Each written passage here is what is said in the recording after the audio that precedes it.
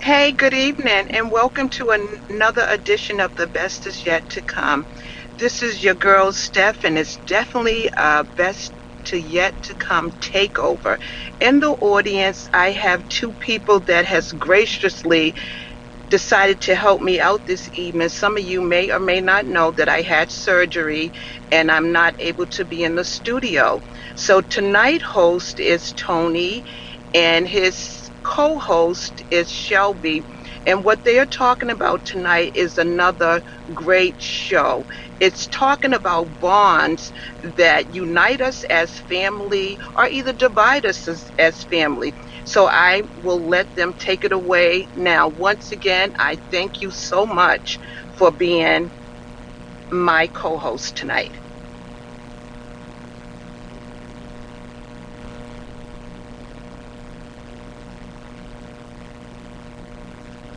Can you guys hear me? Yes. Yes. We can hear you. How you doing, everybody? Well, thank you for having me back. I'm Tony. Yes, we can hear you. We can hear you. We are here. Welcome to The Best Is Yet to Come. I am Tony. It's my co-host, Shelby. Hello. What's up, Shelby? Not much. We are here for the takeover today, and man, this is our first initial episode. We are gonna have fun with this today. We're all excited to be here tonight. We're here to talk about the unbreakable bonds between mothers and fathers, and the love that unites and sometimes divides families. Very controversial topic, but we're gonna have fun with this today. Brought to you by good fortune and positive vibes only. And we got a little feedback in here, so Stephanie, can you hear me?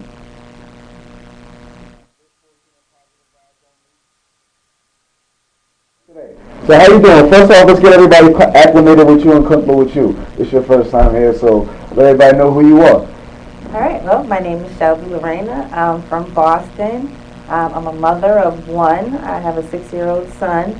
I am self-employed. I have my own business.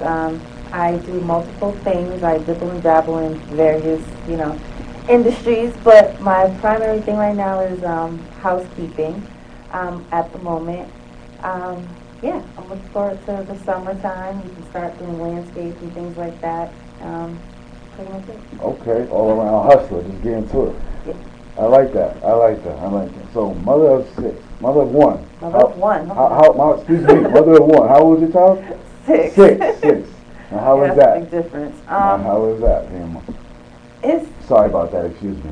it's great. I mean, I love it. I love being the mom. It's really cool. Yeah, it's fun. I like to have fun, so I like to do like kid things too. So having a child, gives you a reason to, go to the playground and go to trampoline park and things like that. Right. So that's the perk. But it is difficult, like raising a human being, because you have to be responsible for teaching them like everything. Okay. I remember I used to have this idea that he was supposed to learn everything in school. Okay. But you can't leave it up to the school. You have to, do it at home. Okay. And you have to make time to do it at home. Okay. You have to dedicate yourself to, the progress and the growth of your child's intellectual, states, because no one else is going to do it. Absolutely. So. I appreciate that. So Shelby, this is your first time here doing something like this? Yes. Yeah? Very much so. Very much so. How are you feeling so far? A little nervous? Yeah. Oh, good. It's natural. I'm never so nervous every time, but it's always good. We're gonna make this fun. So I know Shelby's gonna be great to with her presence today. But for those of you who tuned in and have recognized me, my name is Tony. I've been back here a couple of times, and I'm also a father as well. I'm a father of twins at 12 years old. So I think parenthood is something that brought us here today, that brought the discussion to the forefront. And I think I want to talk about some real controversial topics, so to speak, as far as that. Now, you mentioned that your child is 6 and my children are 12. So very different stages, and I gotta tell you, it happens like that. Now I know there's some parents out there who are watching, like, look at these babies, and what are they telling us? They're young themselves. Trust me, but you know what we talked about a little bit this morning, me and Stephanie, we were talking about the bonds between fathers and their sons and their daughters, and mothers and their sons and their daughters. And one of the biggest things that we kind of touched on about was, you know, that the difference in energy, that male energy, that father figure in their life, and how I feel like that's something that's becoming a trend, so to speak, lately in our culture that we're trying to reverse a little bit. On a positive note, I know a lot of fathers, myself included, that take pride in being there for their children, that want to be a good example for them, and want to be the best person that they could be to live an example, knowing that there's a generation behind them. And I think that, with that being said, I think that we're seeing a lot of people strive to be that. But on the other side of it, though, I'm noticing that on a very, you know, not to put any negativity towards it, but I'm noticing that sometimes with the purest intentions, and some of those guys, they're met with the resistance somewhere. And I want to know if you know anything about that. Are you familiar with anything like that? Met with the resistance. I mean, honestly, I feel like there's a reason for everything. So if there is some resistance, there's probably more to the story than it looks like on the surface. But yeah, me personally, I don't resist. I mean, I'm kind of like open, like, you know, it's whatever. I'm pretty easy to talk to, you know, to arrange things. So, but you have to want to, you know what I mean? And then you have to be reasonable too. Okay, talk, like, and when you say have to want to and be reasonable, what do you mean by that? Like, you have to want to, like a father would have to want to go out of his way and start what he's doing and come see his child, or take time out to plan something for him and his child to go do, or even just spending time going to the park. Like, that's taking time away from his other normal activities that he would be doing. So I guess it comes down to priorities. A lot of guys may not have their child as their top priority, as it should be. They might say it or think that they do, but in reality they really don't, because it's like you rather do X, Y, Z before you hang out with your kid. Okay. Now, that's interesting. I want to say that I agree with you 100%, which is what's interesting about this thing. So what I find very unique is that when I hear somebody like yourself, and just coming from your perspective, would you say that you're an open person, easy person to talk to? Would you feel like, have you seen or experienced, like, hey, your kid's here, do you want to, you know, spend time with them? Is that something that you have issue with personally, or just something that you've seen? I can't say I have it personally. Because you have a good situation with that. Okay. Not quite, but no? Okay, well, talk to me. well, not quite, but yeah, I haven't experienced that, I would say. I mean, I could be mistaken. It might come to me later, you know. But as of right now, yeah, I can't say that I have. Well, let me ask you a question. Do you feel like you know people who are, you know, in different circumstances where they're not together and they have a child, where there is a parent, or let's say, in this example, the father, who wants to be around, who wants to be active, but for whatever reason, circumstances that we're not knowing right now, but he is showing that initiative, the other side, the other party doesn't want to be involved, or the mother doesn't want you to be involved? Have you seen that before? Yeah, I've seen that. I have. What is your take on that? My take on that is, like I said, I feel like there's just more to the story. Okay. A lot of times I feel like it's jealousy. Like, you know, like the father's giving the attention to the child. He loves the child, wants to be with just the child, like not us as a family. Like, so that might, you know, drive a lot of people to be like, you know what, no, you're not going to even see the kid because this is a collective thing. If you want to be collective, then fine. You know, or they might have like some other unresolved issues that they just, the poor kid is just stuck in the middle. No, I agree. And those are the sad situations the most thing, absolutely, because, you know, we got people cut in the middle. The part that everybody doesn't take a step back and realize that the person that takes the L is the kids.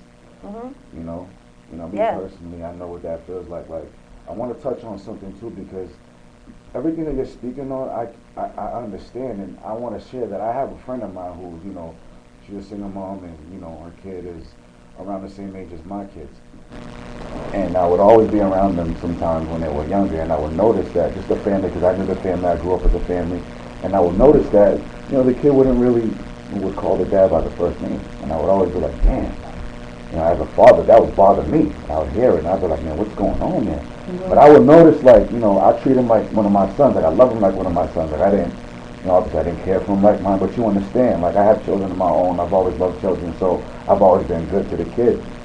And I got a sense that that just taught me something that right there, I kind of, we touched on it in the back about kids knowing when they're around another father figure or kids knowing when around another mother figure.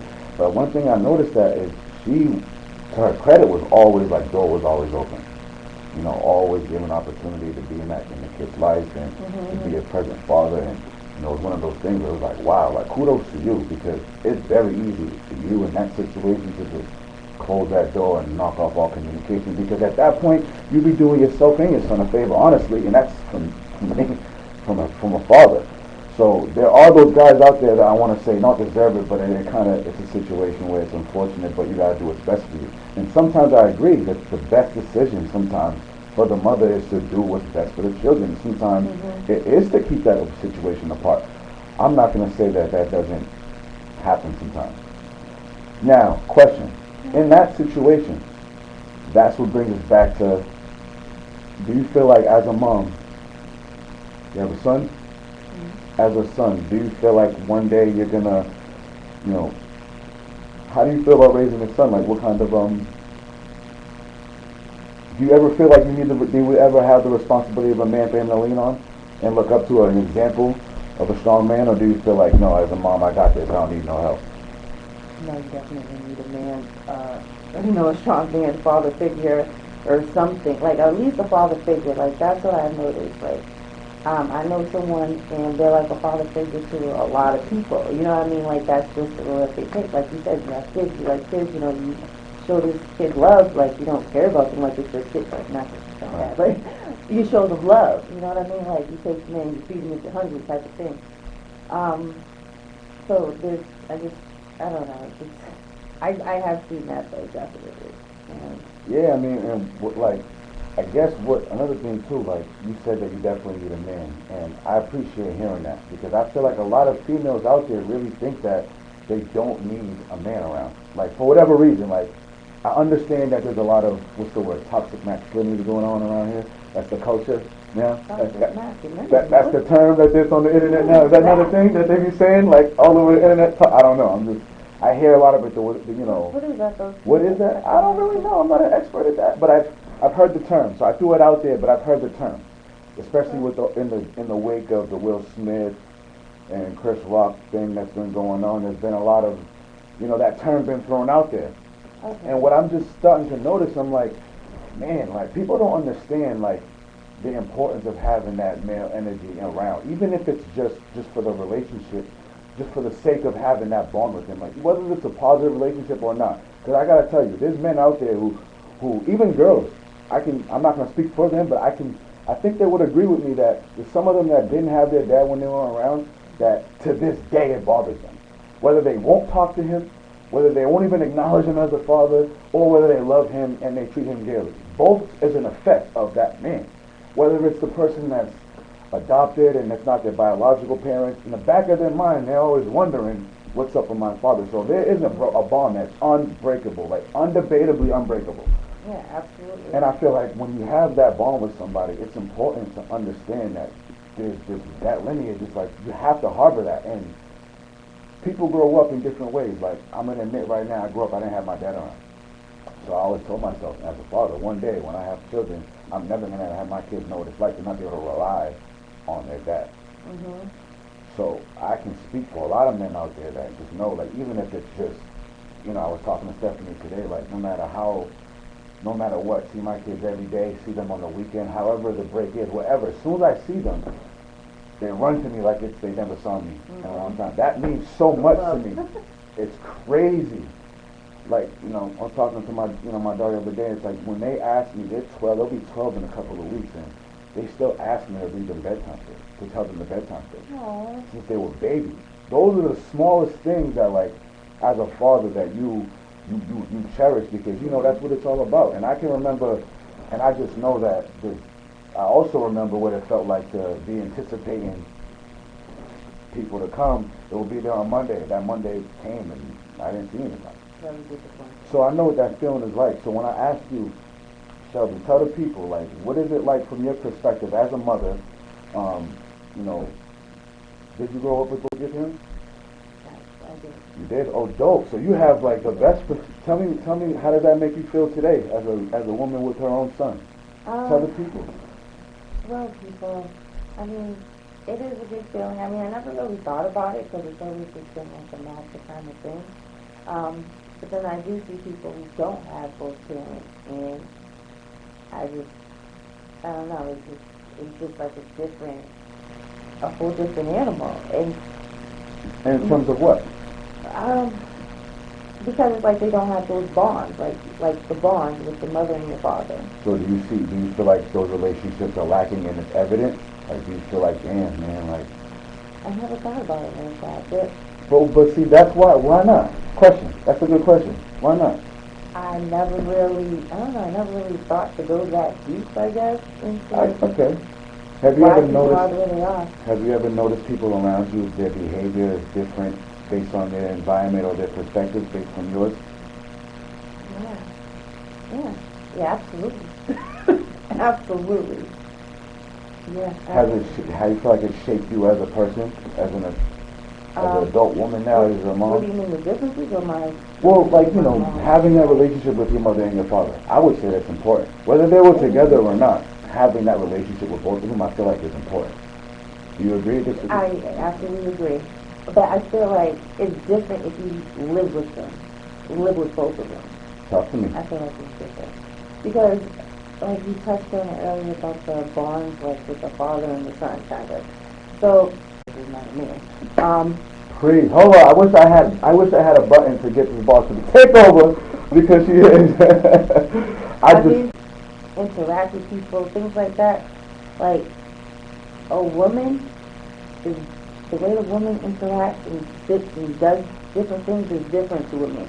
So if you have a little boy who's like, only has this woman as a model, what do you think? I mean, I feel like he's going to start modeling feminine behaviors. Like, you know what I mean? Yeah. He's going to see his mom putting on her bra, and then he's going to be wondering, why do I have one? You know what I mean? So it's like, it's just a slippery slope. And if you had that male figure, you could identify with the male because it's like, oh, we're the same. You know, you might appeal or whatever. You know, it's like, oh, we're the same. Yeah. I should be like you. I love that you brought it there because this is what I was talking to Cookie about this morning too. That's why I would ask reasonable question as a woman that recognizes what you just said, that you're not a man, that how's he going to learn how to do manly things. Would you think it's appropriate to put them in the presence of other strong men, respectable men? Bridging that gap, so to speak, because what I believe in is this. I grew up in a single-parent household. I had my mother had her sisters, and I had my uncles and my aunts, but a lot of women around. Shout out to the women in my family, they held it down. They made some strong-headed bulls. They made some bulls. But things growing up, made some bad decisions that he had to overcome, had his own kids, and now he's an outstanding father, a father figure.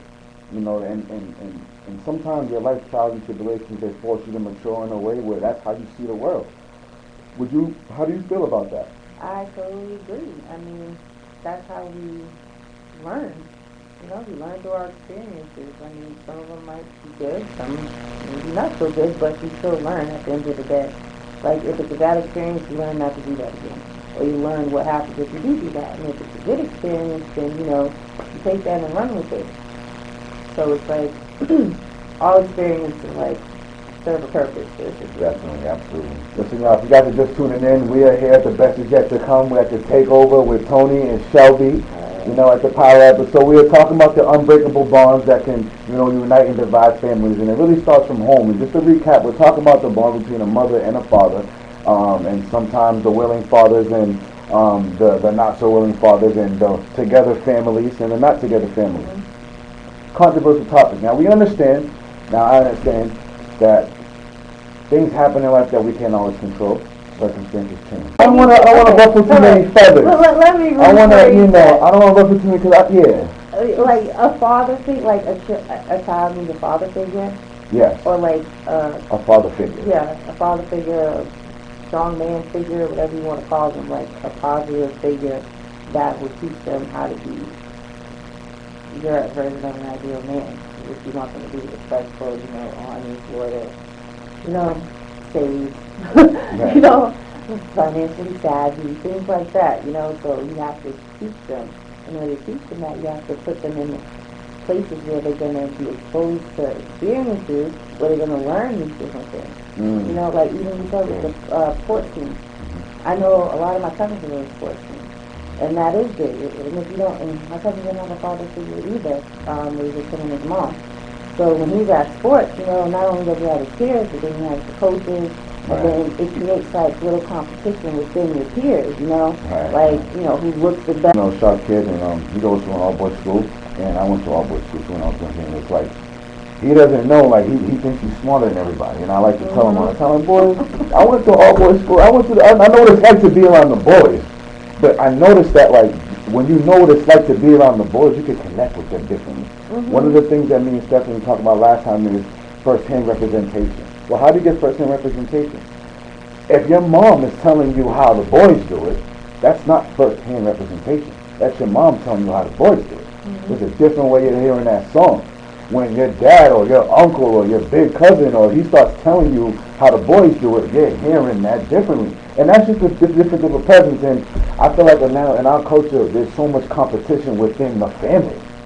Oh, absolutely. For what? Like the dividing of the family. That's the part I don't understand. Like, look, us dads know we will never ever be moms. We can't be moms.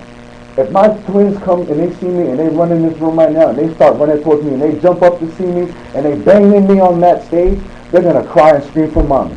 That's just a natural reflex. We all do. We get a boo-boo, mommy. I'll never be able to replace that. You know, you watch TV right now, what's the first thing somebody say? Hi, Mom. I'm going to do it too. You can never replace Mom. Yeah. We're not trying to. We understand that. In fact, I reinforce that. You're only going to have one mother. You gotta respect that. Regardless, you're only gonna have one dad. I'll be. There's no way. Like, I want to hear from you. Like, how do you feel about that? How do I feel about that? Yeah, about that perspective. Would you feel like that's real solid, or would you feel like that's a little? I don't know. Talk to me. I'm not sure. I feel like I'm on the fence a little bit. About? Everything. About absolutely everything. Everything in terms of what? Everything we talked about, or? No, just now. Just now. Yeah, I'm like down the point right now. Well, recap. Well, we're just talking about some of the stuff, you know, about, you know, not being in competition in the family. I would have something to say. Well, speak from the heart. Speak from the heart. I mean, I just think it's bad. We have to stick together. It's really bad. And it is in our culture. Like in other cultures, they stick together. Well, I don't want to get an email. And I'm like, yeah, Daddy, just get one. It's so simple. Like, it's 2022. Right. How are you going to communicate? You got to sign the document electronically, send it back, you know, it's back. Right. And he's not understanding. And then I thought about it, and I'm looking at, like, you know, who are they the millennials? I think they're millennials. Well, technically we're millennials. I'm not a millennial. No. Technically we are. No, we're not. We are. No, we're not. They're Generation Z. No. Yeah. They are millennials. No, they are millennials. Generation Z are like 2015. Oh, you talking about your parents? Fly. So do you feel like it's hard bridging the gap with their youth now, with the kids? No, I feel like there's a little bit of each generation, you know, in the previous one, kind of. Well, do you feel like you have younger people, like a little younger than us, to lead kids that are like, that you can connect to, that like that look to you as an example? Yeah, yeah, sure. Yeah. I mean, I don't know if it's just because I'm just young at heart, you know, I just, you know, fit in, but I mean... Well, I think you have a unique perspective. I mean, somebody that comes from, you know, you got both parents, like, I feel like, you know why I asked those questions? One time I was you know, as parents we eavesdrop, and I'm, you know, listening to my kids, you know, got to, you know, you got to do that. I used to tell my mom knows it too, and I know why. Hey, you got to know it. So, I mean, one time, I think we were at the park or something, all the boys, it was at a basketball game, we were in the gym, I know that. And I heard one of the boys walk up to him. Oh, it was at a birthday party. I had the boys walk up to him, and he was like, you know, and it's just really something that people need to appreciate more. And I want to talk about a couple of things, like about the mutual respect thing. I feel as though there are some situations where they're not in together in a family environment, but they're co-parents. Now, the co-parents, shout out to the co-parents doing their thing because it's a system that actually works.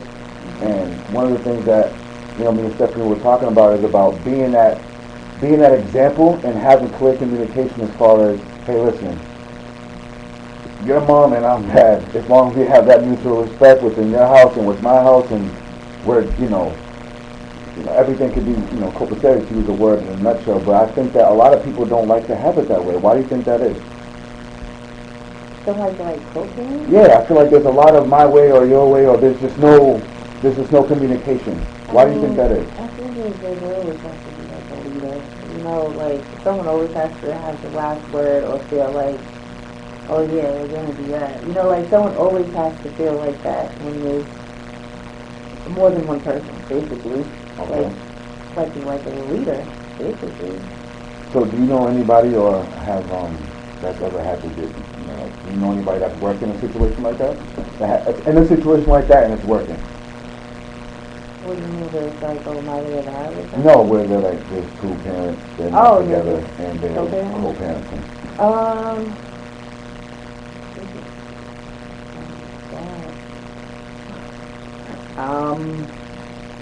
Last night. Okay. My girl dropped no names, but it was like I guess the activist group kind of thing. But it was real interesting because I didn't realize that there was still that going on. And I know usually activism on what? Black people. Okay. Like BLM? Yeah. Okay. Yeah. From 10 times. Oh, like all in. Like. Yeah. 10 times. Yeah. All that. So it was just, I don't know, it was just interesting. And I just want to learn more because it just reminded me like how whenever there's like things like this that, try to like wake up the people and get us to like, be better, some kind of catastrophic things happen. Coincidences? Be quiet now. We don't know too much. I'm just saying. So I was just surprised. That's all. Okay. But, I understand what you're saying. Yeah, but I'm for it. So you're really speaking on a conscious level, like people really getting like taking initiative together, like you have to, yeah. Okay. That's the only way that because otherwise, like the single moms, like who's saying that she should be both? Who's saying that? Different fire. Her fire burned different, controlled. But like maybe sometimes you need that blaze, and it comes from this person. Because I just feel like that added perspective is important, and I feel like now, shout out to the women out there that recognize that, who recognize that they gotta put their sons in the best position. And sometimes, to the downfall, there are people out there that they think the best position is it all starts and ends with me. And unfortunately, what happens is I can attest to it too. Would you feel like would you disagree with this? If you feel like you try to control. And then like in a situation like myself, where a single female with a son, I see how important it is to have a father figure around. It's not even about like this stereotypical, idealistic view of what a family's supposed to be. It's just a natural order of things. There's just things that the mother brings to the table that the father doesn't, and vice versa. And the child needs nourishment from both individuals. Or else it's just going to be lopsided. If the child is raised without one parent, they might grow up with these things for this parent and take it out on that entire gender later in life. You see the movies all the time. I'm reaching now. So, you cutting deep. I don't want to get too deep on No, we love it. I'm being funny, but you're doing good. But so it's No, that's great though, because I appreciate hearing that, because I feel like so many times there are men out there that wonder if there are women that even think like that. That's how bad it's gotten. I'll be honest. I mean, at first, because I know somebody who opened my eyes. They just opened my eyes hey, this kid can do it. But it's right now you gotta trim them, you gotta switch them around. You gotta do a lot more than just water it. Right. Yeah. So, Nurture is the word you use. Yeah, nurture. Yeah, nurture. That's a good word. Yeah, so you gotta do more than that. You know what I mean? And it takes more than just you. Like, you're only one person. I had to come to that realization myself. Like, you know, it's good to be around other people and hear other people's opinions because we all come from different walks of life. Right. So we all bring something different to the table, like different experiences. You know, we can help other people see it from different perspectives, you know, and they might see it in a way that they never saw before, and it might just put something in their head and, you know, send them on the path they was meant to go on. You know, Right. you never really know. That's dope. That's dope. But see, that's the important thing, and that's the issue right there that a lot of people don't realize, that it takes that it takes that level of awareness from you, the individual, to pass that on. Because now you have a level of insight. Now you can share it. Now I'm gonna tell you right now, when sometimes that's all it takes, right? But you know how you said that as soon as our father figure came around, it was like you talked to I mean, that's dope. That's dope. And I know your mom loves you the same way, and vice versa. I know we just had shout out to Pop. She just had a birthday. You know, you know what I mean. So it's like those bonds are serious, and those are things that I feel like people don't understand, that at some point in life you're going to deal with that. If you have dealt with a void in that, if you never got a chance to have that unbreakable bond and flourish in it, and you're missing it, you're going to feel that too. Maybe that's one of the reasons why that person's having not taking care of their kids. Maybe that's why they had those commitment issues, or maybe those not commitment issues. Maybe that's why they are going through a lot of these things, because they weren't really taught right. I know a lot of dudes that they did come from, their fathers were around. So guess what? They're around. They take care of their kids. They're great fathers to their children. They're leading by example. Again, we touched on it. The guys that didn't have it, they're leading by that example. Well, I've never had it. I'm going to make sure I provide that. And I feel like that's the thing that we as a society, as a culture, we need to promote that more and more and more. Because I also feel like there's an example. It's the work for other people. I mean, I'm going to be frank. I mean, honestly, that's just how I feel. I feel like that's just not the natural order. So I just never was comfortable. Like, I just get tired of regular jobs. Like, after a while, I'm like, okay, I kind of want to do something different. You know what I mean? So, and I don't I like to be outside. I like to do different things. I like to be inside sometimes. I like to be on the computer, you know. I want to run errands. I like the freedom to do whatever I want to do.